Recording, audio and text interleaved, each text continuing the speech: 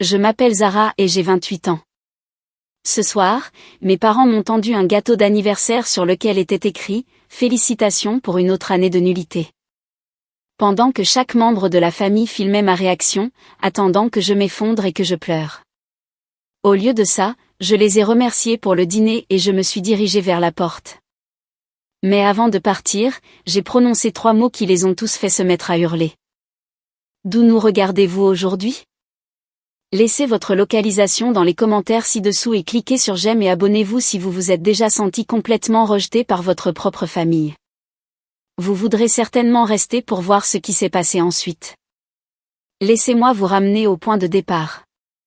Parce que cette histoire n'a pas commencé avec un gâteau d'anniversaire cruel.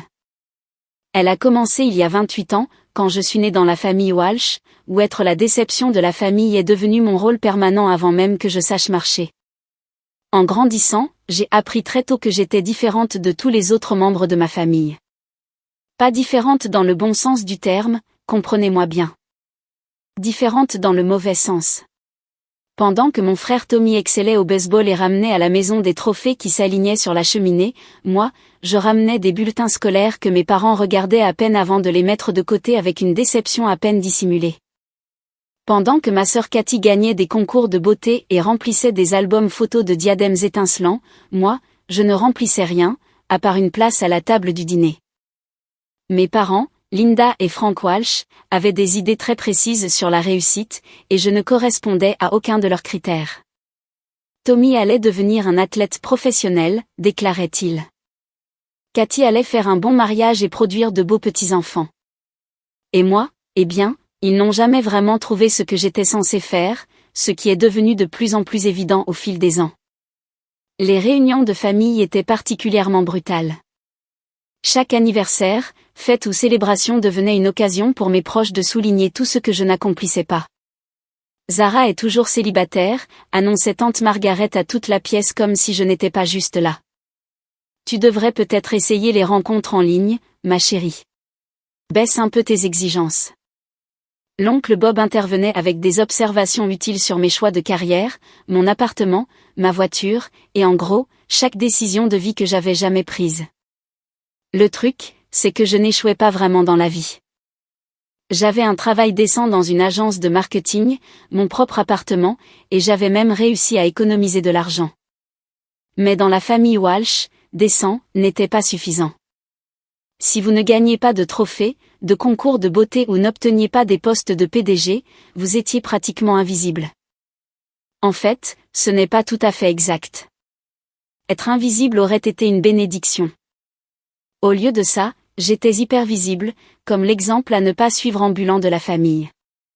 Chaque conversation finissait par tourner autour de ce que je devrais faire différemment, de ce que je faisais de mal, ou de comment je pouvais apprendre des choix de vie manifestement supérieurs de Tommy et Cathy.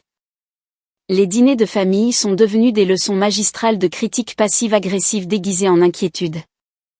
Nous voulons juste ce qu'il y a de mieux pour toi, est devenue leur phrase préférée, généralement suivie d'explications détaillées sur pourquoi tout ce que j'avais choisi n'était manifestement pas ce qu'il y a de mieux pour moi. Mon travail n'était pas assez prestigieux. Mon appartement était trop petit et dans le mauvais quartier. Mes petits amis n'étaient jamais assez bien, même s'ils s'assuraient de souligner que je devrais être reconnaissante que quelqu'un s'intéresse à moi tout court. Le pire n'était même pas la critique directe. C'était l'absence totale d'intérêt sincère pour ma vie. Quand Tommy marquait un touchdown, toute la famille revivait le moment pendant des semaines. Quand Cathy obtenait un contrat de mannequin, ma mère appelait tous les proches pour partager la nouvelle. Quand j'ai eu une promotion au travail, mon père a demandé s'ils étaient sûrs d'avoir choisi la bonne personne. Mais voilà ce qui se passe quand on est traité comme la déception de la famille pendant 3 décennies. On commence à développer certaines compétences. On devient très doué pour observer les gens, pour remarquer les choses qu'ils pensent cachées. On apprend à écouter attentivement ce que les gens disent et ce qu'ils ne disent pas. Et plus important encore, on apprend à se protéger. Alors, quand mes parents ont appelé la semaine dernière avec leur invitation soudaine à un dîner d'anniversaire spécial, après des années à peine reconnaître l'existence de mon anniversaire, chaque instinct que j'avais développé pendant 3 décennies s'est mis à crier que quelque chose n'allait pas. L'appel est arrivé un mardi après-midi alors que je terminais une présentation pour un client. La voix de ma mère avait ce ton artificiellement doux qu'elle n'utilisait que lorsqu'elle voulait quelque chose ou lorsqu'elle était sur le point de livrer une nouvelle particulièrement dévastatrice déguisée en gentillesse. « Zara, ma chérie », commença-t-elle, et j'ai immédiatement su que ça allait être intéressant. Ma mère ne m'avait pas appelée « ma chérie » depuis mes 7 ans. Ton père et moi parlions et nous avons réalisé que nous avons été absolument terribles pour célébrer ton anniversaire correctement. Je fixais mon écran d'ordinateur, me demandant si j'avais une sorte d'hallucination due au stress. En 28 ans, mes parents n'avaient jamais exprimé le moindre regret sur la façon dont ils avaient géré mon anniversaire. Leurs antécédents parlaient d'eux-mêmes. Des dates oubliées jusqu'à ce que quelqu'un le leur rappelle. Des célébrations sans enthousiasme qui ressemblaient plus à des obligations qu'à des gestes sincères. Et des cadeaux qui, d'une manière ou d'une autre, réussissaient toujours à ressembler à une critique. Oh, dis-je, car que peut-on dire exactement quand ses parents font soudainement semblant de se soucier de quelque chose qu'ils ont ignoré pendant des décennies? Nous voulons nous rattraper, continua-t-elle, sa voix pétillant d'un enthousiasme qui semblait aussi sincère qu'une promesse de campagne d'un politicien. Nous allons organiser une vraie fête d'anniversaire, un dîner spécial avec toute la famille. Tout le monde sera là. Tout le monde. Ce n'était certainement pas un argument de vente. Tout le monde, de ma famille dans la même pièce signifiait généralement que j'étais sur le point de devenir le divertissement de la soirée, que je le veuille ou non. Maman, ce n'est vraiment pas nécessaire, commençai-je. Mais elle m'a coupé la parole. N'importe quoi. Nous insistons. C'est la moindre des choses que nous puissions faire pour notre fille. Samedi soir, 19h. Porte quelque chose de joli. Elle fit une pause et je pouvais pratiquement l'entendre penser. Peut-être cette robe bleue que tu portais à la fête de fiançailles de Cathy. Tu étais presque jolie dedans. Et voilà. Même en essayant de faire quelque chose de gentil pour moi, ma mère ne pouvait pas s'en empêcher. Presque jolie, car Dieu lui en préserve de me faire un compliment sans qualificatif. Je vais y réfléchir, dis-je, ce qui était ma réponse standard aux invitations familiales que je n'avais aucune intention d'accepter. Oh, tu seras là, dit la voix de mon père en arrière-plan. Il avait apparemment écouté toute la conversation. Nous avons déjà invité tout le monde. Ne nous fais pas passer pour des méchants. Ne nous fais pas passer pour des méchants. C'était culotté de la part de personnes qui avaient passé 3 décennies à me faire passer pour une méchante à chaque occasion possible. Après avoir raccroché, je suis restée assise à mon bureau, essayant de comprendre à quel jeu ils jouaient. Mes parents n'avaient pas soudainement développé des sentiments parentaux du jour au lendemain. Ils ne s'étaient pas réveillés un matin en décidant qu'ils m'avaient maltraité. Et ils n'organisaient certainement pas de fête pour les personnes qu'ils considéraient comme des déceptions familiales. Quelque chose clochait dans ce tableau, mais je n'arrivais pas à savoir quoi. Peut-être voulaient-ils annoncer que Tommy allait se marier ou que Cathy était enceinte. Peut-être avaient-ils besoin de moi pour aider à payer quelque chose, puisque j'étais la seule de la famille à avoir de véritables économies. Ou peut-être était-ce une mise en scène élaborée pour une nouvelle séance d'humiliation publique déguisée en moment de famille. Plus j'y pensais, plus j'étais convaincue que ce dîner était un piège. Mais voilà ce qui se passe quand on est le bouc émissaire de la famille pendant 3 décennies. On développe une certaine curiosité morbide pour savoir jusqu'où les gens sont prêts à aller. On veut voir quel nouveau niveau de cruauté ils peuvent inventer. En partie parce qu'on ne peut pas tout à fait croire que c'est réel, et en partie parce qu'on a besoin de savoir à quoi on a affaire. Alors, malgré chaque instinct rationnel me disant de rester à la maison, je me suis retrouvée à prévoir d'assister à ce mystérieux dîner d'anniversaire. Non pas parce que je m'attendais à ce que quelque chose de bon en sorte, et certainement pas parce que je croyais que mes parents avaient soudainement développé une affection sincère pour moi. J'y allais parce que je voulais voir ce qu'ils préparaient vraiment, et parce que, honnêtement, j'en avais assez de fuir des situations qui allaient être horribles, que je me présente ou non. S'ils prévoyaient de m'humilier à nouveau, très bien. Au moins cette fois, je serais préparée. Au moins cette fois, je ne serais pas surprise quand les gens qui étaient censés m'aimer décideraient de me traiter comme leur divertissement personnel. Ce que je n'avais pas réalisé, c'est qu'être préparé à l'humiliation et être préparé à ce qu'ils avaient réellement prévu étaient deux choses complètement différentes. Le samedi arriva avec le genre de temps gris de novembre qui rend tout un peu inquiétant. J'ai passé la majeure partie de la journée à essayer de me convaincre de ne pas y aller, puis à essayer de me convaincre d'y aller, puis à me demander pourquoi je débattais même de quelque chose qui allait clairement être un désastre, quelle que soit ma décision. Mais la curiosité l'emporta, comme toujours quand on a été élevé par des gens spécialisés dans la guerre psychologique déguisée en tradition familiale. J'ai choisi ma tenue avec soin, pas la robe bleue que ma mère avait suggérée, car je n'allais pas suivre les conseils vestimentaires de quelqu'un qui venait de me qualifier de « presque jolie ». J'ai plutôt choisi une robe noire qui me donnait confiance et une paire de talons qui me permettraient de faire une sortie spectaculaire si nécessaire. Car si cette soirée devait être une performance, autant être belle pour ma scène de sortie. Le restaurant qu'ils avaient choisi était Luigi's, un restaurant italien de gamme moyenne où ma famille avait célébré chaque grande occasion depuis 15 ans. Non pas parce que la nourriture était particulièrement bonne, mais parce que mon père connaissait le propriétaire et aimait prétendre qu'il était assez important pour obtenir un traitement de faveur. Le genre d'endroit où l'éclairage était assez tamisé pour cacher la déception, et le vin assez bon marché pour que mes parents puissent se permettre de saouler tout le monde. Je suis arrivée exactement à l'heure, car la ponctualité était l'une des rares choses que mes parents avaient réussi à m'apprendre qui soit réellement utile. L'hôtesse m'a conduite à une grande table ronde dans le coin arrière où ma famille élargie était déjà rassemblée comme des vautours tournant autour de quelque chose qui n'était pas encore tout à fait mort. Mes parents, Linda et Frank, étaient assis à ce qu'ils considéraient clairement comme le bout de la table, arborant des expressions identiques d'excitation à peine contenues qui me nouèrent l'estomac.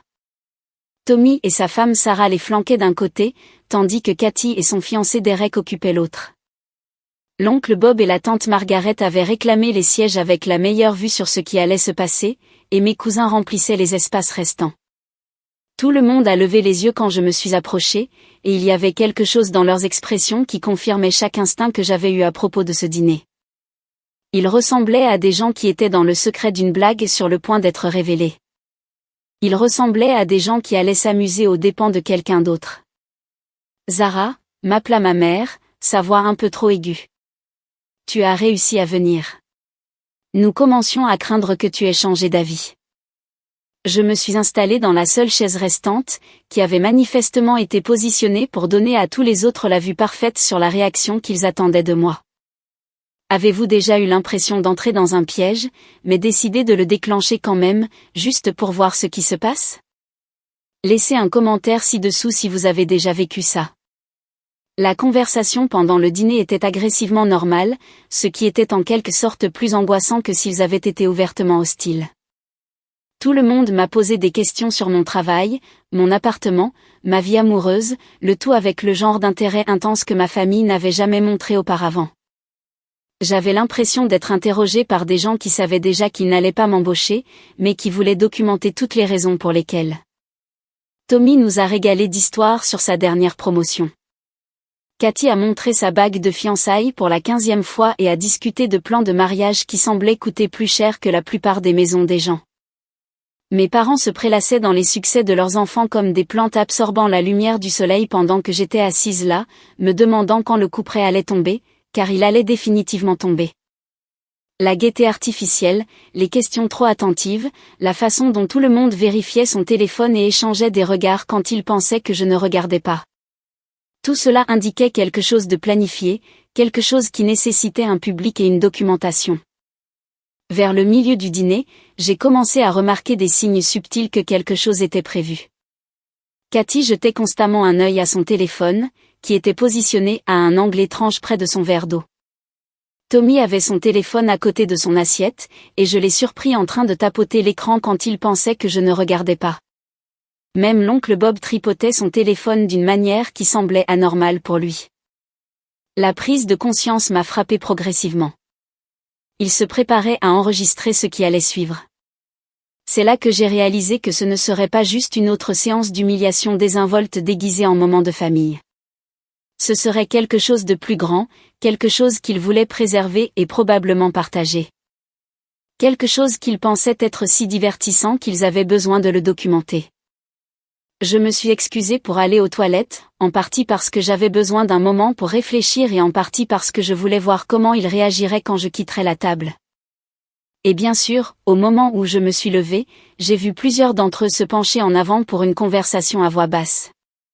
Quoi qu'ils aient prévu, ils discutaient des derniers détails. Dans le miroir des toilettes, j'ai étudié mon propre reflet et j'ai essayé de me préparer à ce qui allait arriver. 28 ans à être la victime désignée de cette famille aurait dû me préparer à tout. Mais quelque chose à propos de ce soir semblait différent, plus grand, plus délibéré. Quand je suis retournée à la table, l'atmosphère avait de nouveau changé. Tout le monde vibrait pratiquement d'anticipation, comme des enfants attendant le matin de Noël. Ma mère vérifiait sa montre. Mon père s'éclaircissait la gorge, et les téléphones étaient devenus encore plus manifestement positionnés. Eh bien, annonça ma mère alors que le serveur débarrassait nos assiettes. Je pense qu'il est temps pour le dessert. Et c'est là que j'ai su que quoi qu'ils aient prévu, c'était sur le point de se produire. Le serveur disparut dans la cuisine avec des instructions que je n'ai pas bien entendues, mais à la façon dont les membres de ma famille se redressaient soudainement et prenaient leur téléphone, je savais que l'événement principal était sur le point de commencer. Ma mère bondissait pratiquement sur son siège d'une excitation qu'elle n'essayait même plus de cacher. Mon père avait cette expression suffisante qu'il prenait toujours quand il pensait qu'il allait être particulièrement malin. Autour de la table, tout le monde ressemblait à un public s'installant pour un spectacle qu'ils attendaient avec impatience. « Tu sais, Zara, » dit ma mère, sa voix prenant ce ton artificiellement doux que je réalisais maintenant avoir été son numéro d'échauffement. « Nous avons vraiment réfléchi à la façon dont nous avons géré tes anniversaires au fil des ans. »« Ah oui ?» demandai-je, sincèrement curieuse de savoir où cela allait mener. « Oh, oui » continua-t-elle, cherchant du soutien du regard autour de la table auprès de ses co-conspirateurs. « Et nous avons réalisé que nous n'avons peut-être pas été assez honnêtes avec toi. » Honnête. C'était un choix de mots intéressant venant de personnes qui avaient passé les 2 dernières heures à faire semblant de s'intéresser à ma vie pour la première fois depuis des décennies. « Nous avons décidé que cette année, nous voulons te donner quelque chose de vraiment significatif, » intervint mon père. Quelque chose qui reflète vraiment qui tu es et ce que tu représentes pour cette famille. La façon dont il a dit « significatif » m'a donné la chair de poule. Dans ma famille, significatif signifiait généralement délibérément cruel, mais déguisé en inquiétude ou en humour. Cela signifiait que ce qui allait suivre allait faire mal, mais qu'on attendrait de moi que je sourie et que je sois reconnaissante. Cathy se pencha en avant, son téléphone maintenant clairement en position d'enregistrement. On y a beaucoup réfléchi, Zara. On voulait vraiment que ce soit spécial. Spécial, bien sûr. De la même manière que ma famille m'avait toujours fait me sentir spéciale, c'est-à-dire comme une artiste de cirque dont le seul travail était de divertir tout le monde avec mes réactions à tout ce qu'il me lançait. C'est alors que le serveur est revenu, portant un gâteau qui a fait éclater toute la table en gloussements à peine contenus. C'était un gâteau rectangulaire standard avec un glaçage blanc. Rien d'extraordinaire, mais c'est ce qui était écrit dessus qui a poussé tout le monde à prendre son téléphone pour capturer ma réaction. En lettres de glaçage bleu vif, le gâteau disait « Félicitations pour une autre année de nullité ». Le silence qui a suivi était de ce genre de calme absolu qui ne se produit que lorsqu'une salle entière de personnes retient son souffle, attendant de voir comment quelqu'un réagira à une humiliation publique. Chaque téléphone à la table était maintenant en train d'enregistrer activement. Chaque visage était concentré sur moi avec l'intensité de personnes regardant un accident de voiture se produire au ralenti. Pendant un instant, j'ai ressenti exactement ce qu'il voulait que je ressente. Cette vague familière d'humiliation et de douleur qui avait été ma compagne constante tout au long de mon enfance. Le poids écrasant d'être réduite à un divertissement pour des gens qui étaient censés m'aimer. Le désarroi d'essayer de comprendre comment les gens qui m'avaient mise au monde pouvaient prendre un plaisir aussi évident à essayer de me briser. Mais ensuite, quelque chose d'autre s'est déclenché. Quelque chose qui s'était construit pendant 28 ans de moments exactement comme celui-ci. Une sorte de clarté cristalline qui m'a fait réaliser que j'en avais fini. J'en avais fini de prétendre que leur cruauté était normale. J'en avais fini de trouver des excuses à des gens qui ne m'avaient jamais montré de gentillesse sincère. J'en avais fini d'être reconnaissante pour des miettes d'attention de la part de gens qui me voyaient clairement comme rien de plus qu'une source d'amusement. Plus important encore, j'en avais fini de réagir comme ils s'attendaient à ce que je réagisse. Au lieu de larmes, au lieu de colère, au lieu de m'enfuir ou de m'effondrer, j'ai ressenti quelque chose que je n'avais jamais ressenti auparavant dans l'une de ces situations. Je me sentais calme, complètement, totalement calme. Merci, dis-je en regardant directement ma mère. C'est exactement ce que j'attendrais de vous. La confusion sur leur visage fut immédiate. Ce n'était pas le scénario qu'ils avaient préparé. Ils s'attendaient à des larmes ou à de la colère ou à une sorte d'effondrement dramatique qu'ils pourraient filmer et probablement partager avec leurs amis plus tard. Ils s'attendaient à ce que je joue mon rôle assigné de victime de la famille. C'est juste une blague, ma chérie, dit rapidement mon père, réalisant probablement que ma réponse calme n'était pas ce qu'ils avaient espéré. Tu sais comment on aime taquiner. Oh, je sais exactement comment vous aimez taquiner, répondis-je en me levant de ma chaise. Vous me le montrez depuis 28 ans. J'ai pris mon sac à main, j'ai souri à la table pleine de gens qui tenaient toujours leur téléphone comme s'ils ne savaient pas s'il fallait continuer à enregistrer ou non, et je me suis dirigée vers la porte. Mais je n'avais pas encore fini. Loin de là. Car pour la première fois de ma vie, je ne partais pas en tant que victime de la cruauté de cette famille.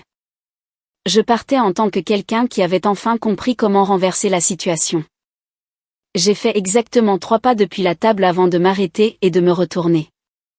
Chaque instinct que j'avais développé pendant 3 décennies à être le punching ball de cette famille me disait de continuer à marcher, de sortir de là avant qu'ils ne puissent infliger plus de dégâts, de rentrer chez moi et de prétendre que cela ne s'était jamais produit. Mais pour la première fois de ma vie, je n'écoutais pas ces instincts. Au lieu de cela, j'écoutais une voix qui devenait de plus en plus forte chaque jour depuis quelques années. La voix qui me rappelait que j'étais une femme adulte avec ma propre vie, mon propre travail, mon propre argent et mes propres choix. La voix qui en avait assez de laisser ces gens définir ma valeur en fonction de leurs propres limitations. La voix qui en avait absolument marre d'être la victime de qui que ce soit. Vous savez quoi, dis-je, ma voix portant clairement à travers le restaurant alors que je me retournais pour faire face à la table pleine de gens qui tenaient toujours leur téléphone, enregistrant toujours, attendant toujours l'effondrement qu'ils attendaient. Je veux dire quelque chose. Le visage de ma mère s'illumina d'anticipation. C'était probablement ce qu'elle avait espéré depuis le début. Une sorte de scène dramatique qu'elle pourrait décrire à ses amis pendant des semaines. Une confirmation que leur évaluation de moi comme étant pathétique était exacte. Je veux vous remercier tous, continuai-je en retournant vers la table mais sans m'asseoir. Vraiment, ça a été incroyablement éclairant. La confusion sur leur visage était magnifique. Ils s'attendaient à des larmes ou à de la colère ou à une sorte d'explosion émotionnelle qu'ils pourraient plus tard qualifier de « trop sensible » ou d'incapable d'accepter une blague. Ils ne s'étaient pas préparés à de la gratitude. Depuis 28 ans, vous m'avez tous montré exactement qui vous êtes, dis-je en regardant autour de la table et en établissant un contact visuel avec chaque personne qui enregistrait encore. Vous m'avez montré que vous êtes le genre de personnes qui se réunissent pour planifier des moyens de blesser quelqu'un que vous prétendez aimer. Vous m'avez montré que vous trouvez du divertissement dans la douleur de quelqu'un d'autre. Vous m'avez montré que vous êtes le genre de personne qui filme la cruauté et appelle ça un moment de famille. Mon père commença à m'interrompre, mais je levai la main. Je n'ai pas fini, dis-je, et quelque chose dans mon ton le fit fermer la bouche. Vous m'avez aussi montré que vous êtes le genre de personne qui prennent la gentillesse pour de la faiblesse, qui prennent la volonté de quelqu'un de continuer à se présenter en famille comme une permission de le traiter comme vous le voulez.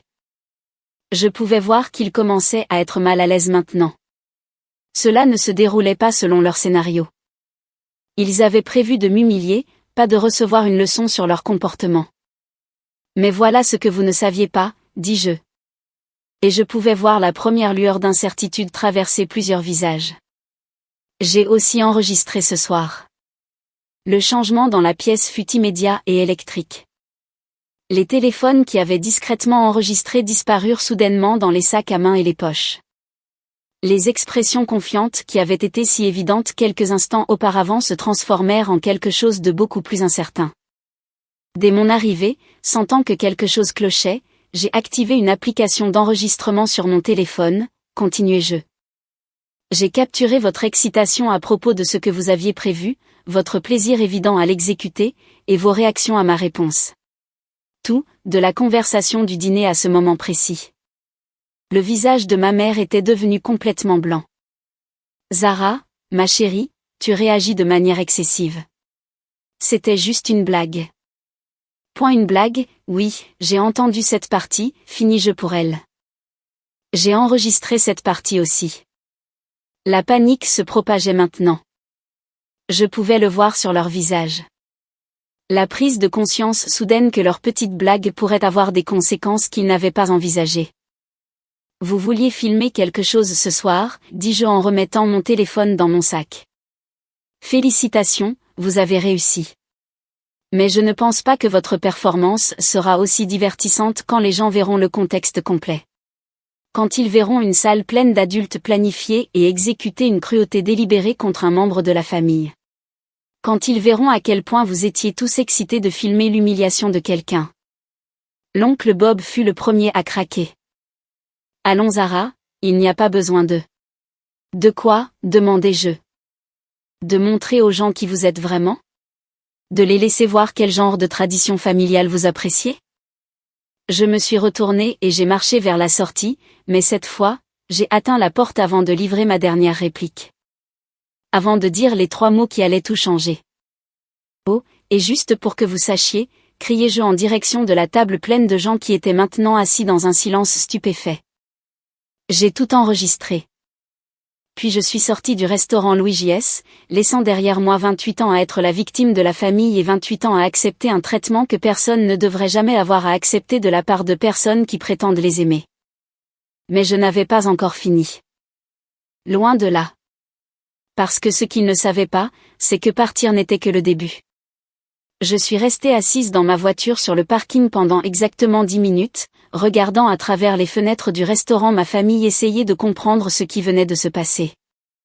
La panique était visible même de loin. Ils avaient clairement une discussion animée avec beaucoup de gestes et ce qui semblait être des accusations mutuelles. Mon téléphone a commencé à vibrer presque immédiatement. Premier texto de ma mère, Zara, s'il te plaît, ne fais rien d'irréfléchi. C'était vraiment juste pour rire. Deuxième texto de Cathy, pourquoi es-tu si dramatique? Ce n'est pas si grave. Troisième texto de Tommy, reviens à l'intérieur. Parlons-en comme des adultes. J'ai supprimé chaque message sans répondre et j'ai démarré ma voiture. J'avais du travail à faire et ça ne pouvait pas attendre demain. Avez-vous déjà eu un moment où vous avez réalisé que vous déteniez tout le pouvoir, mais que tout le monde pensait encore être en contrôle? Racontez-moi dans les commentaires. Le trajet jusqu'à la maison a duré 20 minutes, pendant lesquelles mon téléphone a continué de vibrer avec des messages de plus en plus désespérés de divers membres de la famille. Chaque texto confirmait ce que je savais déjà. Ils commençaient enfin à comprendre que leur petite blague pourrait avoir des conséquences qu'ils n'avaient pas prévues. Mon appartement ne m'avait jamais semblé aussi accueillant qu'en franchissant la porte ce soir-là. Pour la première fois depuis des années, j'avais l'impression d'être exactement là où je devais être, entouré de choses que j'avais choisies, dans un espace qui reflétait qui j'étais réellement plutôt que qui ma famille pensait que je devrais être. Je me suis versé un verre de vin, j'ai enfilé des vêtements confortables et je me suis installé à mon ordinateur, car le vrai travail ne faisait que commencer.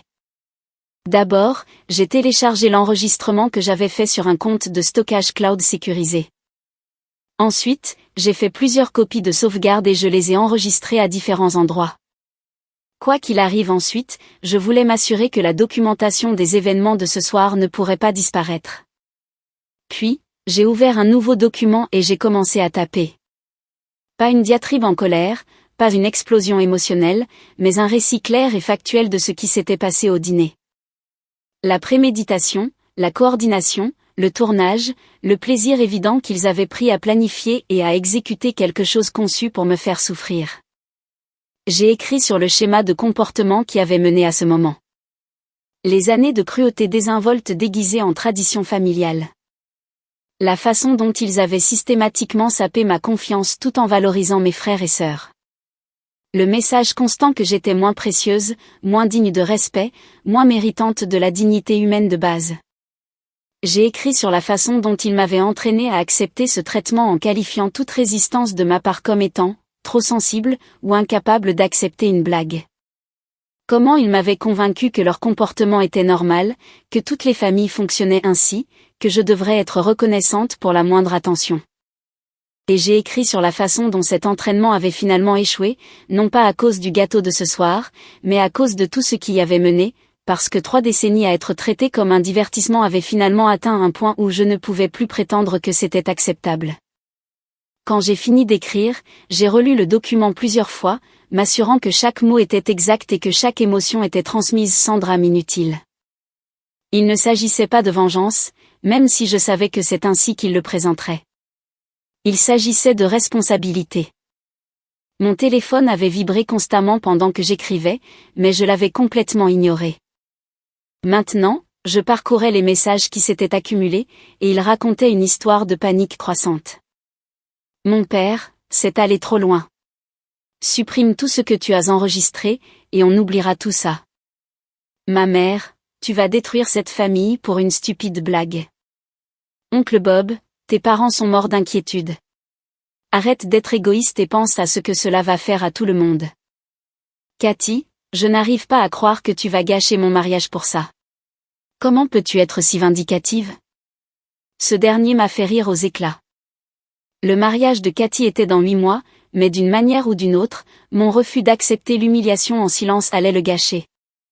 La logique était si parfaitement représentative de la mentalité de ma famille que cela aurait pu être une étude de cas. J'ai mis mon téléphone de côté et je me suis concentrée sur la phase suivante de mon plan, car documenter ce qui s'était passé n'était que la première étape. La deuxième étape consistait à s'assurer que les bonnes personnes le voient. J'ai commencé par un email à ma famille élargie, les oncles, tantes et cousins qui entendaient la version des histoires de famille de mes parents depuis des années. Les proches à qui on avait dit que j'étais difficile, ingrate, trop sensible, incapable d'apprécier l'humour familial, les gens qui avaient probablement entendu parler des plans pour le dîner de ce soir et à quel point ils allaient être hilarants. J'ai joint l'enregistrement et mon récit écrit avec un simple message expliquant que je voulais qu'ils aient le contexte complet des événements de ce soir avant d'entendre la version de quelqu'un d'autre. Puis j'ai composé un email plus long aux amis de mes parents, les gens qui entendaient depuis des années parler de leur fille difficile qui n'arrivait tout simplement pas à s'en sortir dans la vie. J'ai expliqué qu'ils pourraient entendre des histoires inquiétantes sur un conflit familial, et que je voulais qu'ils comprennent ce qui s'était réellement passé. Enfin, j'ai rédigé un message très différent pour mes propres amis et collègues. Des gens qui m'avaient écouté trouver des excuses pour le comportement de ma famille pendant des années, qui m'avaient vu minimiser et rationaliser un traitement qu'ils avaient essayé de me dire n'était pas normal. Quand j'ai terminé, il était presque minuit, et mon téléphone avait cessé de vibrer. Soit ma famille avait renoncé à essayer de me joindre, soit ils étaient passés à s'appeler les uns les autres pour trouver une solution de gestion de crise. J'ai envoyé tous les emails, j'ai fini mon vin et je suis allée me coucher avec un sentiment que je n'avais pas connu depuis des années. Pour la première fois de ma vie d'adulte, je me sentais fière de moi. Pas pour une réussite extérieure, pas pour avoir répondu aux attentes de quelqu'un d'autre, mais pour m'être enfin défendue d'une manière qui comptait. Demain, il y aurait des conséquences, des appels téléphoniques, des disputes, probablement des menaces, des tentatives de culpabilisation, et toutes les tactiques de manipulation que ma famille avait perfectionnées au fil des décennies. Mais ce soir, j'ai dormi mieux que je ne l'avais fait depuis des années, sachant que j'en avais enfin fini d'être la victime de qui que ce soit. La vraie histoire ne faisait que commencer. Dimanche matin a apporté le son de mon téléphone sonnant à 6h47. J'avais désactivé les notifications pour les textos la veille, mais les appels passaient toujours, et apparemment ma famille avait décidé que la panique matinale était leur meilleure stratégie. Je l'ai laissé aller sur la messagerie vocale. Puis j'ai laissé les 5 appels suivants aller aussi sur la messagerie vocale. Au moment où je me suis enfin traînée hors du lit vers 9h, j'avais 14 appels manqués et 47 messages textes non lus. La progression de l'exigence à la supplication puis à la menace était presque artistique dans son désespoir. Que pensez-vous qu'il va se passer ensuite? Laissez votre prédiction dans les commentaires et assurez-vous de vous abonner pour la conclusion de cette histoire.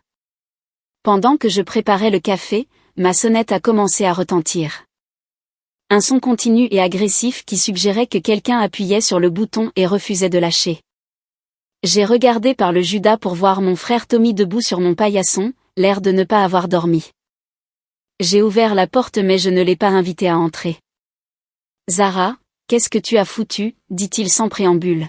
« Maman a pleuré toute la nuit. Papa parle d'engager des avocats. As-tu la moindre idée de ce que tu as déclenché ? Bonjour à toi aussi, Tommy, dis-je en prenant une gorgée de mon café. Beau temps aujourd'hui, n'est-ce pas ? Ce n'est pas drôle, lança-t-il. Tante Carole a appelé maman à 23h hier soir. Oncle Jim a appelé à minuit.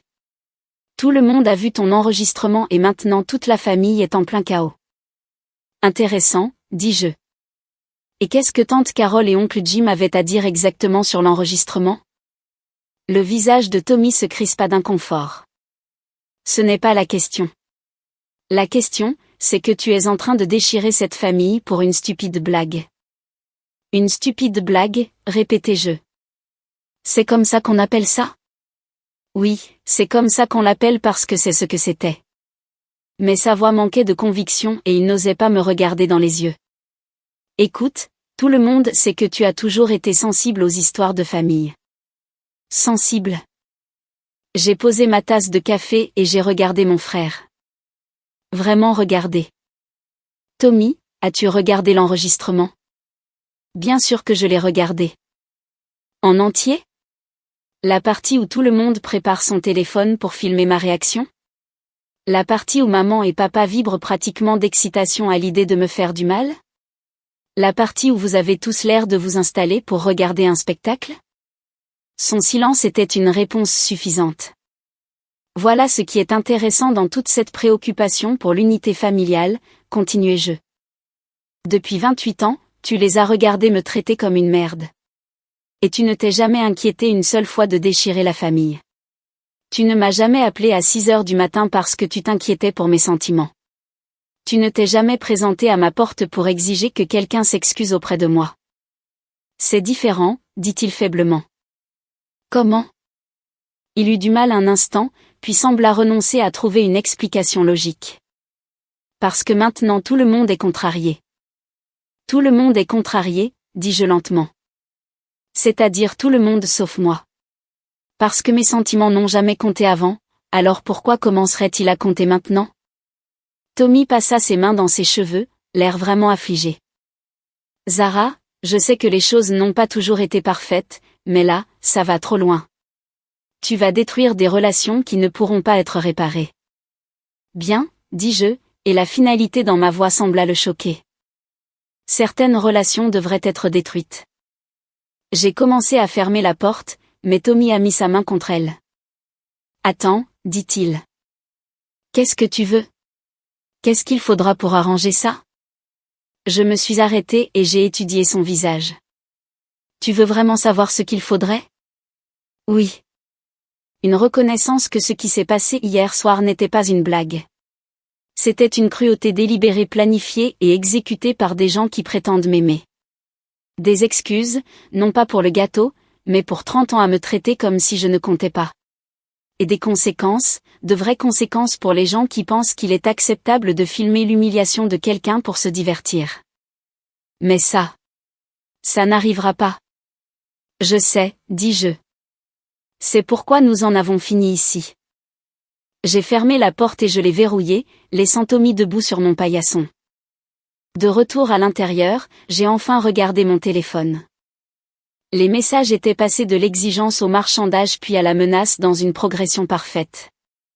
Mon préféré était celui de l'oncle Bob, tu ferais mieux de régler ce bazar avant que ça ne dégénère. Dégénérer. Comme si humilier systématiquement un membre de la famille n'avait pas déjà dégénéré. Comme si 30 ans d'abus émotionnels n'avaient pas déjà dégénéré. Comme si filmer la douleur de quelqu'un pour se divertir n'avait pas déjà tellement dégénéré que c'était passé dans un tout autre univers. Je parcourais les messages quand j'en ai trouvé un de ma cousine Lisa, la fille de l'oncle Bob. Contrairement aux autres, celui-ci était différent. Zara, j'ai regardé l'enregistrement. Je suis tellement désolée. Je ne savais pas qu'ils préparaient quelque chose comme ça. Ce qu'ils ont fait était horrible et tu ne le méritais pas.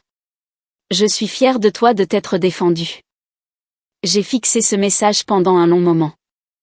C'étaient les premières excuses sincères que je recevais en 24 heures, et elles venaient de quelqu'un qui n'était même pas là. Puis j'ai remarqué autre chose. Plusieurs des proches qui avaient reçu mon email avaient commencé à appeler mes parents au lieu de m'appeler moi. La panique dans les messages de ma famille suggérait que les réponses qu'ils recevaient de la famille élargie n'étaient pas tout à fait ce à quoi ils s'attendaient. Apparemment, quand les gens regardaient des adultes planifier et exécuter une cruauté délibérée contre un membre de la famille, ils ne trouvaient pas ça aussi amusant que mes parents l'avaient espéré. C'est là que j'ai réalisé que les événements de la soirée avaient déclenché une réaction en chaîne bien plus importante que quiconque ne l'avait prévu. Il ne s'agissait plus seulement d'un dîner humiliant. Il s'agissait de 28 ans de comportement qui avaient enfin été documentés et partagés avec des gens qui n'avaient entendu qu'une seule version de l'histoire.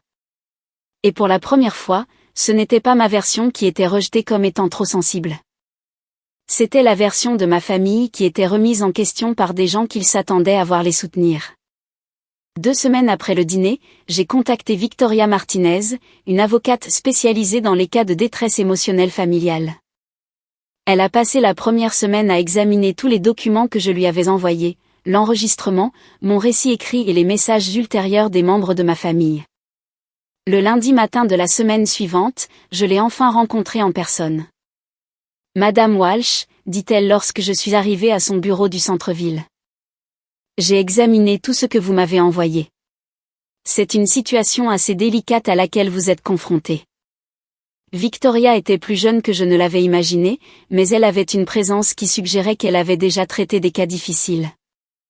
Son bureau était tapissé de certificats et de récompenses, mais ce qui m'a le plus frappé, c'est une citation encadrée sur son bureau: « La vérité vous libérera, mais d'abord elle vous rendra misérable. » Je veux être claire sur un point avant de continuer, dit-elle en se rasseyant dans son fauteuil.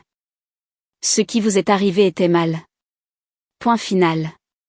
Le niveau de préméditation et le fait qu'il l'ait filmé à des fins de divertissement placent cela bien au-delà d'un simple conflit familial. J'ai senti quelque chose se détendre dans ma poitrine que je n'avais même pas réalisé être tendue. Quelqu'un avec une formation juridique avait examiné les preuves et confirmé ce que je savais mais dont j'avais douté. Ce n'était pas normal. Ce n'était pas acceptable. Ce n'était pas quelque chose que je devais simplement surmonter. Cependant, a poursuivi Victoria, engager des poursuites judiciaires contre des membres de sa famille est compliqué. Êtes-vous préparé à ce à quoi ce processus ressemblera? Je pense que oui, dis-je. À quoi dois-je m'attendre? Les plaintes pour détresse émotionnelle peuvent être difficiles à prouver, mais la préméditation et le tournage jouent en votre faveur. Le fait que cela semble faire partie d'un schéma à long terme d'abus émotionnels renforce considérablement le dossier. Mais votre famille se défendra, et ils ne joueront pas franc jeu. Elle n'avait pas tort. 3 semaines plus tard, j'ai reçu la visite d'un huissier de justice me remettant une lettre de mise en demeure de l'avocat de mes parents. Apparemment, partager des enregistrements de ma propre humiliation constituait du harcèlement et de la diffamation, selon leur équipe juridique. J'ai transmis la lettre à Victoria, qui m'a rappelé le lendemain. « C'est exactement ce à quoi je m'attendais », dit-elle. Ils essaient de vous intimider pour que vous reculiez. La lettre n'est que du bluff, mais elle nous indique qu'ils prennent cela assez au sérieux pour engager une représentation légale. Alors, que faisons-nous? Nous déposons notre plainte en premier, dit-elle. Et nous la déposons de manière exhaustive. La poursuite pour détresse émotionnelle que nous avons déposée la semaine suivante était plus détaillée que je ne l'avais prévu.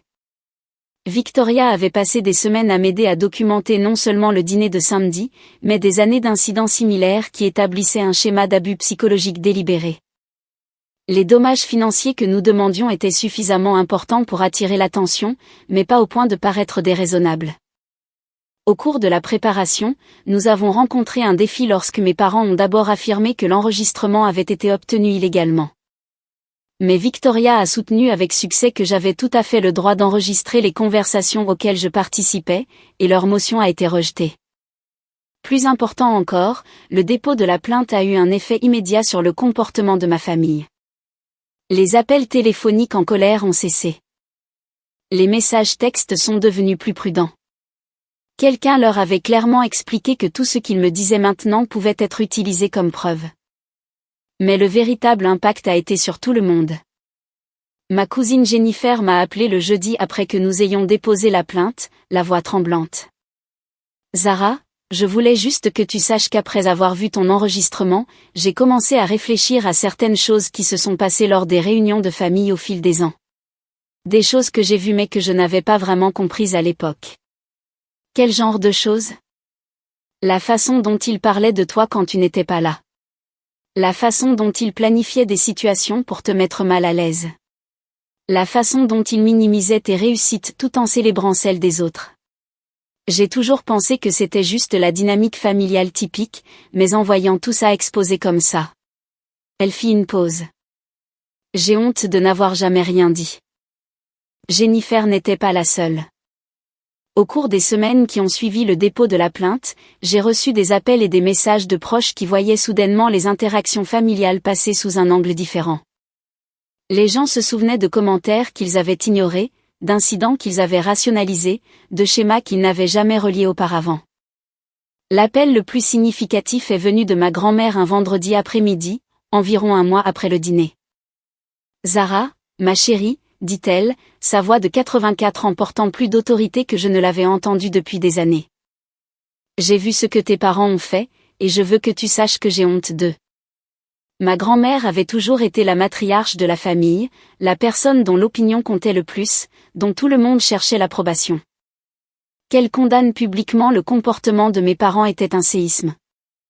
J'ai aussi vu les réponses des autres membres de la famille, a-t-elle poursuivi. Et je veux que tu saches que tout le monde n'est pas d'accord avec la version des événements de tes parents. Certains d'entre nous observent ce schéma depuis des années et se demandaient quand quelqu'un aurait enfin le courage de l'aborder. Mamie, Tu n'as pas besoin de m'expliquer quoi que ce soit, ma chérie. Ce que tu dois savoir, c'est que ton grand-père et moi n'assisterons à aucune réunion de famille où tes parents seront présents tant qu'ils n'auront pas fait amende honorable pour leur comportement. Je suis restée assise dans un silence stupéfait. Mes grands-parents étaient le centre de toutes les grandes célébrations familiales. Thanksgiving, Noël, Pâques, les fêtes d'anniversaire, tout tournait autour de leur maison et de leur participation. Qu'ils boycottent les événements jusqu'à ce que mes parents s'excusent était sans précédent. De plus, continua ma grand-mère, j'ai parlé à plusieurs autres membres de la famille qui pensent la même chose. Tes parents vont découvrir que leur comportement a des conséquences qui vont au-delà de leur simple relation avec toi. Après avoir raccroché, je suis restée dans mon appartement, essayant de comprendre ce qui se passait. Ce qui avait commencé par le fait que je me défende enfin était devenu quelque chose de beaucoup plus grand. Le récit soigneusement construit de ma famille sur qui était le problème et qui était la victime s'effondrait sous l'examen de personnes qu'ils s'attendaient à voir les soutenir automatiquement. Mon téléphone sonna de nouveau. Cette fois, c'était ma mère et sa voix était différente de tout ce que j'avais jamais entendu auparavant. Effrayée, incertaine. Zara, dit-elle prudemment. Ton père et moi pensons que nous devrions peut-être tous nous asseoir et parler de cette situation. De quelle situation s'agit-il, maman? Il y eut une longue pause. Tu sais de quelle situation? Non, vraiment pas, peux-tu être plus précise? Une autre pause. Le malentendu de samedi soir. Malentendu. J'ai failli rire. C'est comme ça qu'on appelle ça maintenant? Zara, s'il te plaît. Ta grand-mère ne nous parle plus.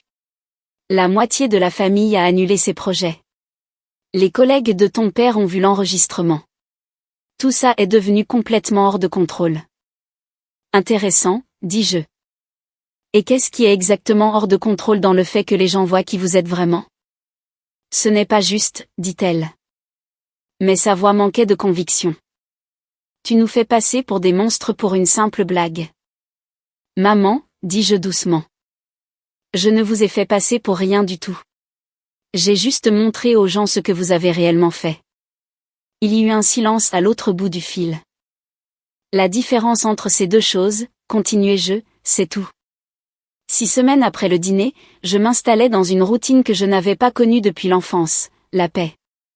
Mon téléphone ne vibrait plus constamment avec les drames familiaux. Mes week-ends n'étaient pas remplis de rassemblements obligatoires où je serais le divertissement de la soirée. Mon niveau de stress avait chuté si radicalement que je dormais toute la nuit pour la première fois depuis des années. La poursuite judiciaire progressait régulièrement. L'avocat de mes parents avait déposé plusieurs motions pour tenter de faire rejeter l'affaire, tout ayant été refusé. La phase de découverte avançait, ce qui signifiait que ma famille était forcée de produire des preuves et de répondre à des questions sous serment sur leur traitement envers moi au fil des ans. La beauté de la découverte légale, m'avait expliqué Victoria, c'est qu'elle ne se soucie pas de la loyauté familiale ou du secret. Elle ne se soucie que des faits. Pendant ce temps, les conséquences sociales de leur comportement s'étendaient d'une manière que personne d'entre nous n'avait anticipée. Les collègues de mon père à la compagnie d'assurance où il travaillait depuis 15 ans avaient vu l'enregistrement. Selon mon cousin Marc, qui travaillait dans le même secteur, mon père faisait face à des conversations inconfortables et à des relations tendues avec des collègues qui remettaient en question son jugement. Le club de lecture de ma mère était devenu visiblement mal à l'aise en sa présence après que plusieurs membres aient vu l'enregistrement. Son poste de bénévole au refuge pour animaux local est devenu tendu alors que d'autres bénévoles exprimaient leur malaise face à la situation. Plus important encore, leur cercle social se contractait progressivement. Des amis qui les connaissaient depuis des décennies prenaient leur distance, non seulement à cause de ce qu'ils avaient vu dans l'enregistrement, mais parce qu'ils commençaient à remettre en question d'autres comportements dont ils avaient été témoins au fil des ans. J'ai appris la plupart de ces développements par ma cousine Lisa, qui était devenue une alliée inattendue dans tout cela. Elle m'appelait tous les quelques jours pour me tenir au courant des développements familiaux, et ses rapports peignaient le tableau d'un couple qui faisait enfin face aux conséquences d'un comportement dont il n'avait jamais eu à répondre. Ta tante Margaret a essayé de les défendre au début, m'a dit Lisa lors d'un de nos appels. Elle n'arrêtait pas de dire que c'était juste des taquineries familiales et que tu réagissais de manière excessive, mais ensuite, l'oncle David lui a rappelé la fois où ils se sont moqués publiquement de ton discours de remise de diplôme, et la fois où ils ont oublié de t'inviter à la fête surprise de Tommy, et la façon dont ils t'ont toujours assise à la table des enfants jusqu'à tes 25 ans. Et tante Margaret s'est tue et n'en a plus jamais parlé. Je pense que les gens commencent à se souvenir de beaucoup de choses qu'ils avaient auparavant considérées comme des dynamiques familiales inoffensives. L'isolement que mes parents vivaient était en grande partie auto-imposé. Ils auraient pu reconnaître ce qu'ils avaient fait, s'excuser sincèrement et commencer le processus de réparation. Au lieu de cela, ils avaient choisi de camper sur leur position, affirmant que je réagissais de manière excessive et que tout le monde était manipulé par ma mentalité de victime. Cette stratégie se retournait contre eux de manière spectaculaire. Pendant ce temps, je construisais une vie qui me semblait plus authentiquement mienne que tout ce que j'avais jamais connu. Sans le fardeau constant des drames familiaux, j'avais de l'énergie pour des choses que j'avais oublié d'aimer. J'ai commencé à prendre des cours de poterie. J'ai rejoint un groupe de randonnée.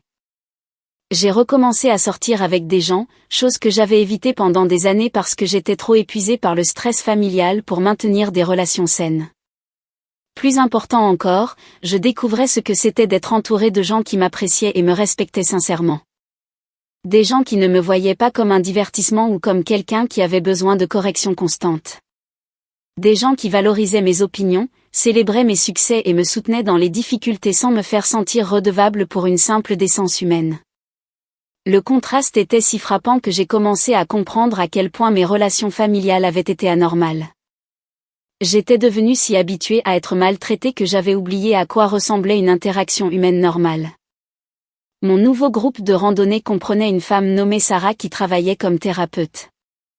Au cours d'une de nos conversations sur les relations familiales, elle a fait une observation qui m'est restée. Les familles saines veulent que leurs membres s'épanouissent, a-t-elle dit. Elles célèbrent les succès des autres, se soutiennent mutuellement pendant les échecs et créent des environnements où chacun se sent valorisé et respecté. Les familles malsaines ont besoin que quelqu'un soit le problème pour que tout le monde puisse se sentir supérieur par comparaison. Que se passe-t-il lorsque la personne désignée comme le problème s'en va, demandai-je. Habituellement, ils essaient de la faire revenir. Et si ça ne marche pas, ils trouvent une nouvelle personne pour remplir le rôle. Mais parfois, si suffisamment de personnes partout fixent des limites, tout le système doit changer. Cette conversation m'a aidé à comprendre quelque chose d'important sur ce qui se passait avec ma famille élargie. Pendant des années, ils avaient toléré le comportement de mes parents parce que cela ne les affectait pas directement et parce que m'avoir comme bouc émissaire familial signifiait qu'ils n'étaient pas à risque de devenir des cibles mêmes. Mais maintenant que le comportement était documenté et public, ils devaient choisir entre continuer à le tolérer ou reconnaître que c'était mal. Beaucoup d'entre eux choisissaient la reconnaissance, ce qui signifiait que mes parents perdaient le système de soutien qui avait permis à leur comportement de se poursuivre sans contrôle. 3 mois après le dîner, ma grand-mère a appelé avec une nouvelle qui m'a surprise même moi. « Tes parents sont venus nous voir hier, dit-elle. Ils voulaient que nous les aidions à te convaincre d'abandonner la poursuite et de revenir à la raison. » Et comment ça s'est passé? Je leur ai dit que la personne qui doit revenir à la raison, ce n'est pas toi. Je leur ai aussi dit que s'ils passaient la moitié de leur énergie à examiner leur propre comportement qu'ils en passent à essayer de contrôler le tien, ils pourraient réellement faire des progrès. Qu'ont-ils dit à ça? Ta mère a pleuré. Ton père s'est mis en colère. Ils m'ont accusé d'être manipulé par toi, ce que j'ai trouvé assez insultant. Pense-t-il vraiment que je suis si simple que je ne peux pas regarder un enregistrement et comprendre ce que je vois? Je pouvais entendre l'acier dans la voix de ma grand-mère, le même ton qu'elle utilisait quand j'étais enfant et que j'avais besoin de protection contre les brutes de la cour de récréation.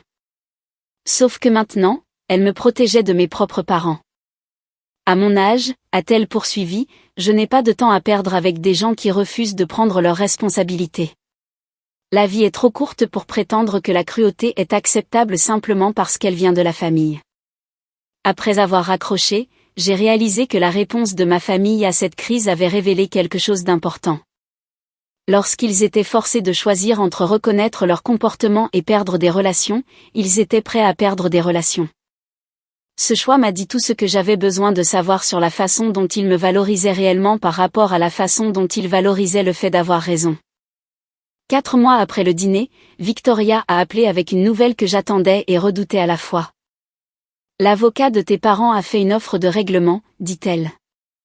Ils veulent se rencontrer en personne pour discuter des termes. Quel genre de termes? Les habituels. Ils paieront une somme modeste en échange de la signature d'un accord de non-divulgation et de l'abandon de toutes les poursuites judiciaires. Pas d'admission de culpabilité, pas d'excuses publiques, juste de l'argent pour faire disparaître le problème. Je n'étais pas surprise. Tout au long de ce processus, mes parents avaient clairement montré qu'ils considéraient cette situation comme un problème de relations publiques plutôt que comme une véritable remise en question de leur comportement. Ils voulaient acheter mon silence, pas aborder les problèmes sous-jacents qui avaient conduit à ce point. Qu'en penses-tu? Demandai-je. Cela dépend de ce que tu veux accomplir, a répondu Victoria. Si tu veux de l'argent et tourner la page, c'est peut-être le chemin le plus rapide. Si tu veux la responsabilité et un changement sincère, nous continuons avec le procès. J'ai réfléchi à cette conversation pendant 3 jours avant de prendre ma décision. La réunion de règlement s'est tenue dans une salle de conférence stérile au bureau de l'avocat de mes parents. Mes parents étaient assis d'un côté d'une longue table en acajou, l'air plus vieux et plus usé que je ne les avais jamais vus. Leur avocat, un homme d'âge moyen spécialisé dans la résolution de problèmes pour les gens riches, était assis entre eux avec un dossier rempli de papiers conçus pour effacer les mois précédents de l'existence. Victoria et moi étions assis en face d'eux, et le contraste d'énergie était notable. Alors que mes parents ressemblaient à des gens assistant à leur propre enterrement, je me sentais plus posée et centrée que jamais. Madame Walsh, commença leur avocat, mes clients regrettent profondément qu'un malentendu familial ait atteint ce niveau. Ils sont prêts à offrir une somme substantielle pour résoudre cette affaire et permettre à tout le monde d'aller de l'avant. Quelle est la substance de cette somme? Demanda Victoria. 50 000 $, dit-il en faisant glisser un document sur la table. En échange de l'abandon de toutes les poursuites et d'un accord de confidentialité concernant les événements du 14 octobre. J'ai regardé le papier sans le toucher. 50 000 $, c'était plus d'argent que je n'en avais jamais vu d'un coup, assez pour rembourser mes prêts étudiants et verser un acompte sur une maison. C'était aussi beaucoup moins que ce que nous pourrions potentiellement gagner au procès. Mais plus important encore, cela venait avec des conditions que je n'étais pas disposée à accepter. La clause de confidentialité est intéressante, dis-je en regardant directement mes parents pour la première fois depuis mon arrivée. En gros, elle dit que je ne pourrai jamais parler de ce que vous m'avez fait, même si vous le refaites. Zara, dit doucement ma mère, parlant pour la première fois depuis que nous étions assis. Nous voulons juste mettre ça derrière nous. Nous voulons redevenir une famille. Vraiment, demandai-je. Parce que rien dans cette offre ne suggère que vous voulez être une meilleure famille. Elle suggère que vous voulez être la même famille que vous avez toujours été, mais avec un accord légal garantissant que je ne peux pas m'y opposer publiquement. Mon père se pencha en avant. Qu'est-ce que tu veux de plus de nous? Nous t'offrons une somme d'argent considérable. Je veux que vous reconnaissiez ce que vous avez fait, dis-je simplement. Je veux que vous admettiez que planifier et filmer mon humiliation n'était pas une blague inoffensive. Je veux que vous vous excusiez pour 30 ans à me traiter comme si je ne comptais pas. Et je veux voir la preuve que vous comprenez pourquoi votre comportement était mal. Ce n'est pas raisonnable, intervint leur avocat. Mes clients n'admettent aucune faute. Alors nous n'avons pas d'accord, dis-je en me levant. Zara, attends, m'appela ma mère alors que je me dirigeais vers la porte. S'il te plaît, ne fais pas ça. Pense à ce que cela va faire à la famille. Je me suis arrêtée et je me suis retournée pour lui faire face. J'ai pensé à la famille, maman. Pendant 30 ans, j'ai pensé à la famille. J'ai priorisé le confort de la famille par rapport à ma propre dignité. J'ai protégé la réputation de la famille pendant que vous détruisiez la mienne. J'ai gardé les secrets de la famille pendant que vous vous assuriez que tout le monde connaisse les miens. Ma voix était stable, calme, complètement contrôlée. Mais tu sais quoi? J'en ai fini de penser à la famille. À partir de maintenant, je pense à moi. Tu es égoïste, dit mon père, sa voix s'élevant légèrement. Bien, répondis-je. Je suis enfin égoïste de manière appropriée. Il ne m'a fallu que 30 ans pour l'apprendre. À l'extérieur du bureau de l'avocat, Victoria et moi avons discuté des prochaines étapes. Le rejet du règlement signifiait que nous irions au procès, ce qui pourrait prendre des mois et serait émotionnellement épuisant pour toutes les personnes impliquées. « Es-tu sûr de ça ?» demanda-t-elle. « Les procès sont imprévisibles. Tu pourrais gagner plus que ce qu'ils ont offert, mais tu pourrais aussi tout perdre et finir par payer leurs frais de justice. »« J'en suis sûre, dis-je. Il n'a jamais vraiment été question d'argent, de toute façon. » Ce soir-là, mon téléphone sonna. C'était mon frère Tommy, et il semblait désespéré. « Zara, qu'est-ce qui ne va pas chez toi? Sais-tu combien représente 50 000 $? Sais-tu combien de personnes tueraient pour ce genre d'argent? » Apparemment, c'est ce que mes parents pensent que mon silence vaut, répondis-je. Ce n'est pas de ça qu'il s'agit, et tu le sais. Ils essaient d'arranger les choses, et tu es vindicative. Tommy, dis-je patiemment. Si quelqu'un te frappait au visage et t'offrait ensuite de l'argent pour prétendre que ça n'est jamais arrivé, considérerais-tu ça comme arranger les choses? C'est complètement différent. Comment? Il y eut une longue pause. Parce que c'est la famille. Exactement, dis-je. C'est la famille. Ce qui signifie que ça devrait être mieux que des étrangers qui se traitent mal, pas pire. Après que Tommy eut raccroché, j'ai réalisé que quelque chose avait fondamentalement changé dans la façon dont je voyais mes relations avec eux tous. Pour la première fois de ma vie, je n'essayais pas de maintenir des liens qui exigeaient que j'accepte un mauvais traitement. Je n'essayais pas de préserver des relations qui ne fonctionnaient que lorsque je me laissais diminuer.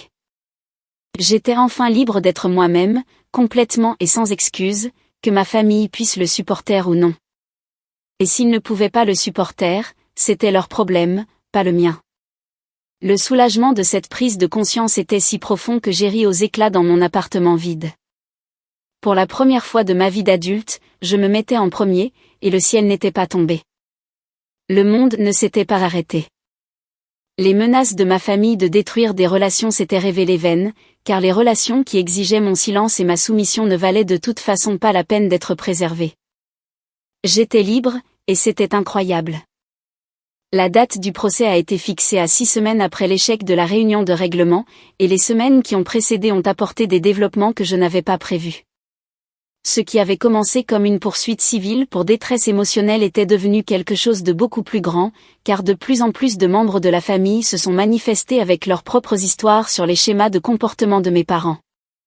Victoria m'a appelé un mardi matin avec une nouvelle qui a tout changé. Zara, j'ai été contactée par 3 de tes proches qui veulent témoigner sur des incidents dont ils ont été témoins au fil des ans. De plus, quelqu'un nous a fourni des enregistrements de conversations où tes parents discutaient de leurs plans pour le dîner et de leur attitude générale envers toi. Des enregistrements? J'étais stupéfaite. Qui a des enregistrements? Ta cousine Jennifer. Elle m'a récemment contactée après avoir entendu parler du procès. Apparemment, elle documente certaines interactions familiales depuis un an parce qu'elle a commencé à remarquer des schémas préoccupants lors des rassemblements. Elle avait son téléphone en train d'enregistrer lors d'un barbecue familial l'été dernier où tes parents discutaient des plans pour ton anniversaire. Les enregistrements fournis par Jennifer étaient dévastateurs. Des heures de conversation entre mes parents et d'autres membres de la famille où ils discutaient de moi avec une cruauté désinvolte qui m'a coupé le souffle, planifiant non seulement le dîner d'anniversaire, mais des années d'autres incidents conçus pour me ramener sur terre et m'apprendre à ne pas me croire meilleur que tout le monde. Il y avait un enregistrement de 2 mois avant le dîner où mon père déclarait clairement que j'avais besoin d'être remise à ma place, et que la célébration d'anniversaire serait l'occasion parfaite de lui rappeler où elle se situe dans cette famille. Mais l'enregistrement qui a scellé leur sort était celui où ma mère riait en disant qu'il m'avait si bien dressé à accepter tout ce qu'on lui sert, qu'il pourrait probablement faire n'importe quoi et qu'elle l'encaisserait sans broncher. Quand Victoria m'a fait écouter ces enregistrements, j'ai senti quelque chose se briser dans ma poitrine. Pas d'une manière qui me blessait, mais d'une manière qui me libérait enfin de toute culpabilité ou obligation persistante que j'avais portée. Ce n'était pas un dysfonctionnement familial. Ce n'était pas une mauvaise communication ou un malentendu. C'était un abus psychologique délibéré et calculé qu'ils avaient planifié et exécuté pendant des années, confiant que je continuerais à l'accepter. Les enregistrements changent tout, a expliqué Victoria. Il ne s'agit plus seulement d'un seul incident. Il s'agit d'un schéma d'abus psychologique délibéré avec des preuves claires d'intention et de préméditation. 3 jours avant le procès, l'avocat de mes parents a appelé pour demander une réunion d'urgence. Cette fois, ils sont venus au bureau de Victoria et la dynamique était complètement différente. Mes parents avaient l'air épuisés, vaincus. Leur avocat ressemblait à quelqu'un qui avait réalisé que ses clients lui avaient menti sur les faits de l'affaire. Mademoiselle Walsh, commença-t-il, mes clients aimeraient faire une offre de règlement substantiellement révisée. À quel point substantiellement révisée, demanda Victoria. 75 000 $, des excuses publiques et une reconnaissance de leur faute. Aucune exigence de confidentialité. J'ai regardé mes parents de l'autre côté de la table, qui ne pouvaient pas me regarder dans les yeux. Qu'est-ce qui a changé, demandai-je. Leur avocat jeta un coup d'œil à ses clients, puis de nouveau à moi. Ils ont pris conscience que vous avez des preuves auxquelles ils ne s'attendaient pas. Des preuves qui prouvent tout ce que je dis depuis 30 ans. Des preuves qui rendent cette affaire très difficile à défendre, admit-il. Ma mère a finalement parlé, sa voix à peine plus qu'un murmure. Zara, s'il te plaît. Nous n'avions pas réalisé à quel point ça paraissait mal de l'extérieur. Nous pensions que c'était juste des taquineries familiales normales. Non, ce n'est pas vrai, dis-je doucement. Les enregistrements montrent très clairement que vous saviez exactement ce que vous faisiez et pourquoi vous le faisiez. Mon père leva enfin les yeux. Qu'est-ce que tu veux de nous? Nous t'offrons tout ce que tu as demandé. J'ai réfléchi à cette question pendant un long moment. Que voulais-je d'eux? Pendant 30 ans, j'avais voulu qu'ils m'aiment comme des parents devraient aimer leurs enfants. J'avais voulu qu'ils soient fiers de moi, qu'ils me soutiennent, qu'ils me traitent avec un respect et une dignité de base. J'avais voulu qu'ils voient ma valeur et célèbrent mes succès au lieu de les diminuer. Mais assise dans cette salle de conférence, regardant 2 personnes qui avaient passé des décennies à détruire systématiquement mon estime de soi pour leur propre divertissement, j'ai réalisé quelque chose de profond. Je ne voulais plus rien d'eux. Je ne voulais pas de leur amour, car ils avaient prouvé qu'ils n'étaient pas capables d'amour sincère. Je ne voulais pas de leur approbation, car leur approbation était sans valeur. Je ne voulais pas de leur acceptation, car m'accepter exigerait qu'ils changent fondamentalement. Et ils avaient prouvé qu'ils préféraient détruire des relations plutôt que de changer. J'accepte l'offre de règlement, dis-je à leur avocat. Mais j'ai une exigence supplémentaire. Laquelle, demanda-t-il. Je veux que les excuses publiques incluent une reconnaissance que ce comportement faisait partie d'un schéma à long terme. Et je veux qu'il déclare que toute personne qui a été traitée de cette manière par des membres de sa famille devrait chercher de l'aide et du soutien plutôt que de l'accepter comme normal. Mes parents semblaient atterrés. Tu veux qu'on dise aux autres de poursuivre leur famille en justice, demanda ma mère.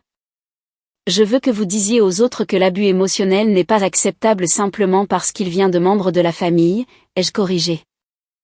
Je veux que vous reconnaissiez que vous avez passé 30 ans à normaliser un comportement qui ne devrait jamais être toléré. Le règlement a été finalisé 2 jours plus tard. Mes parents ont publié une déclaration publique reconnaissant leur schéma à long terme de comportement émotionnellement abusif envers notre fille, et encourageant toute personne subissant un traitement similaire à chercher du soutien et à comprendre que ce comportement n'est ni normal ni acceptable, quelles que soient les relations familiales. La déclaration est devenue virale sur les réseaux sociaux. En quelques jours, je recevais des messages d'étrangers qui l'avaient vu et reconnaissaient des schémas similaires dans leur propre famille. Des gens à qui on avait dit qu'ils étaient trop sensibles ou qu'ils devaient apprendre à accepter une blague lorsqu'ils s'opposaient à un traitement cruel de la part de leurs proches. Mon histoire est devenue quelque chose que je n'avais jamais eu l'intention qu'elle soit, une permission pour d'autres personnes de cesser d'accepter un comportement inacceptable de la part de membres de leur famille. Mais la vraie victoire n'était pas l'argent ou la justification publique. La vraie victoire, c'était de sortir de ce cabinet d'avocats en sachant que je n'accepterais plus jamais un mauvais traitement de la part de qui que ce soit, famille ou autre, et que je comprenais enfin ma propre valeur, que quelqu'un d'autre la reconnaisse ou non. J'étais libre, et j'avais les documents légaux pour le prouver. 1 an après le règlement, j'étais assise dans mon nouvel appartement, un endroit spacieux avec de grandes fenêtres et une vue sur la ligne d'horizon de la ville, quand mon téléphone a sonné. L'identifiant de l'appelant montrait un numéro que je ne reconnaissais pas, mais quelque chose m'a poussé à répondre. Zara, c'est Rebecca Martin. J'ai trouvé votre numéro grâce à votre déclaration publique sur l'abus familial. J'espère que ça ne vous dérange pas que je vous appelle directement. Bien sûr que non, dis-je en m'installant dans le fauteuil que j'avais acheté spécifiquement parce que je l'adorais, pas parce qu'il s'accordait avec autre chose ou parce que quelqu'un d'autre l'approuvait. Je voulais vous remercier, a poursuivi Rebecca, sa voix tremblant légèrement. Votre histoire m'a donné le courage de quitter une situation abusive avec ma propre famille. Je suis en thérapie depuis 6 mois maintenant, et je commence enfin à comprendre que la façon dont ils me traitaient n'était pas normale. J'avais reçu des dizaines d'appels et de messages similaires au cours de l'année écoulée. Des gens qui avaient vu mon histoire et y avaient reconnu leurs propres expériences. Des gens qui pensaient être seuls face à des membres de leur famille qui utilisaient l'amour comme une arme et la culpabilité comme un mécanisme de contrôle. Je suis si heureuse que vous ayez appelé, dis-je à Rebecca. Comment allez-vous maintenant? Mieux. Pas parfait, mais mieux. J'ai déménagé à l'autre bout du pays, j'ai changé de numéro de téléphone et j'ai tout recommencé. Certains jours sont plus difficiles que d'autres, mais j'apprends ce que c'est que de vivre sans marcher constamment sur des œufs. Après avoir raccroché, j'ai réfléchi à la façon dont ma vie avait radicalement changé depuis cette soirée d'octobre où j'étais entrée au restaurant Louis JS, m'attendant à une nouvelle séance d'humiliation familiale. Le règlement du procès m'avait apporté une sécurité financière, mais plus important encore, il m'avait apporté une validation.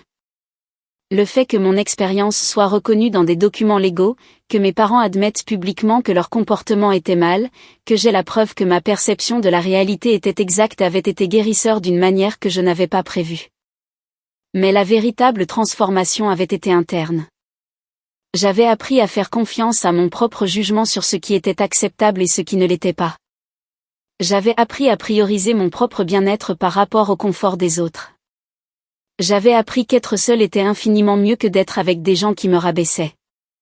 Et, de manière surprenante, j'avais appris que je m'appréciais réellement lorsque je n'essayais pas constamment de gagner l'approbation de personnes déterminées à ne pas la donner. Ma relation avec ma famille élargie avait évolué de manière intéressante. Mes grands-parents étaient devenus plus proches de moi qu'ils ne l'avaient jamais été lorsque j'essayais de maintenir la paix avec mes parents. Plusieurs cousins m'avaient contacté pour reconstruire des liens qui ne nécessitaient pas de prétendre que le comportement de mes parents était acceptable. Les membres de la famille qui se souciaient vraiment de moi avaient trouvé des moyens de maintenir des relations qui honoraient mes limites. Les proches qui ne pouvaient pas accepter que je ne sois plus disposée à être le bouc émissaire de la famille s'étaient progressivement éloignés de ma vie. Et j'ai découvert que leur absence créait de l'espace pour des relations plus saines avec des gens qui me valorisaient réellement. Mes parents avaient respecté les termes du règlement en publiant les excuses publiques et en payant les dommages. Mais il n'y avait eu aucun autre contact entre nous. Ils n'avaient fait aucune tentative d'avoir des conversations sincères sur la réparation de notre relation, ce qui m'a dit tout ce que j'avais besoin de savoir sur leurs priorités. J'avais fait le deuil des parents que j'aurais voulu qu'ils soient. Mais j'avais cessé de faire le deuil de la relation que j'avais réellement eue avec eux. Cette relation m'avait été nuisible, et son absence était un cadeau, pas une perte. Ma carrière avait prospéré sans le fardeau constant du stress familial. J'avais été promue 2 fois et j'envisageais de créer ma propre société de conseil. Mes relations personnelles s'étaient considérablement améliorées une fois que j'avais appris à reconnaître les signaux d'alarme et à fixer des limites. Je sortais avec quelqu'un qui me traitait avec un respect et une gentillesse sincères. Et le contraste avec mes expériences familiales m'avait aidé à apprécier à quoi ressemblaient réellement des relations saines. Plus important encore, j'avais appris à être ma propre avocate. Je n'attendais plus que les autres me défendent ou valident mes expériences. Je n'essayais plus de convaincre les gens qui étaient déterminés à mal me comprendre. Je n'acceptais plus les miettes d'affection de personnes qui auraient dû me fournir un amour et un soutien sincères. Ce soir-là, alors que je me préparais à aller au lit, je me suis surprise à penser au moment, chez Louis J.S., où j'avais prononcé ces 3 mots qui ont tout changé, j'ai tout enregistré. Ces mots n'avaient pas seulement exposé le comportement de ma famille. Ils avaient marqué le moment où j'ai cessé d'être une victime et où j'ai commencé à être l'auteur de ma propre histoire. Pendant 30 ans, d'autres personnes avaient écrit mon récit. Ils avaient décidé qui j'étais, ce que je valais, comment je devais être traité. Ils m'avaient convaincu que leur version de la réalité était la seule valide, que leur évaluation de ma valeur était exacte, que leur traitement envers moi était ce que je méritais. Mais dans ce restaurant, entouré de gens qui pensaient qu'ils allaient profiter d'une nouvelle séance de divertissement à mes dépens, j'avais enfin pris le contrôle du récit. Je leur avais montré que leur version des événements ne fonctionnait que lorsque personne d'autre ne pouvait voir ce qu'ils faisaient vraiment. J'avais démontré que leur pouvoir sur moi dépendait entièrement de ma volonté de l'accepter. J'avais prouvé que leur évaluation de ma valeur était insignifiante par rapport à la mienne. L'enregistrement que j'avais fait ce soir-là était devenu une preuve dans une affaire judiciaire, mais il avait été quelque chose de plus important que ça, la preuve que je comprenais enfin ma propre valeur et que j'étais prête à la défendre. En éteignant les lumières de mon appartement, le même appartement que mes parents avaient autrefois critiqué comme étant trop petit et dans le mauvais quartier, j'ai ressenti quelque chose que je n'avais jamais connu auparavant, une satisfaction totale de mes propres choix. J'avais construit une vie qui reflétait qui j'étais réellement plutôt que qui les autres pensaient que je devrais être. Je m'étais entourée de personnes qui m'appréciaient plutôt que de personnes qui me toléraient. J'avais créé un espace où je pouvais être entièrement moi-même sans crainte de jugement ou de punition. Le dîner d'anniversaire qui était censé être mon humiliation finale était plutôt devenu le moment de ma libération. Et contrairement aux blagues familiales à mes dépens, cette victoire ne se démoderait jamais. Si cette histoire a résonné en vous, assurez-vous de liker et de vous abonner pour plus d'histoires sur le courage de se défendre, même si cela signifie être seul. Parfois, la famille que nous choisissons est plus saine que la famille dans laquelle nous sommes nés. Et parfois, s'en aller est la chose la plus forte que vous puissiez faire. N'oubliez pas, vous ne devez à personne l'accès à votre vie, surtout aux personnes qui utilisent cet accès pour vous faire du mal. Votre paix vaut plus que leur approbation, et vous méritez des relations qui ajoutent à votre vie au lieu d'en soustraire. Où en êtes-vous dans votre propre parcours pour fixer des limites avec des membres de la famille difficiles ? Partagez votre histoire dans les commentaires ci-dessous. Vous pourriez être surpris du nombre de personnes qui comprennent exactement ce que vous traversez. En fait, laissez-moi être complètement honnête avec vous un instant. Alors que je suis assise ici dans mon appartement paisible, un verre de vin à la main, regardant les lumières de la ville, je ne peux m'empêcher de sourire en pensant à ce gâteau. Félicitations pour une autre année de nullité. Eh bien, maman et papa, félicitations pour une autre année à être exactement qui j'ai toujours su que vous étiez. La seule différence, c'est que maintenant, tout le monde le sait aussi. Et vous savez quoi ?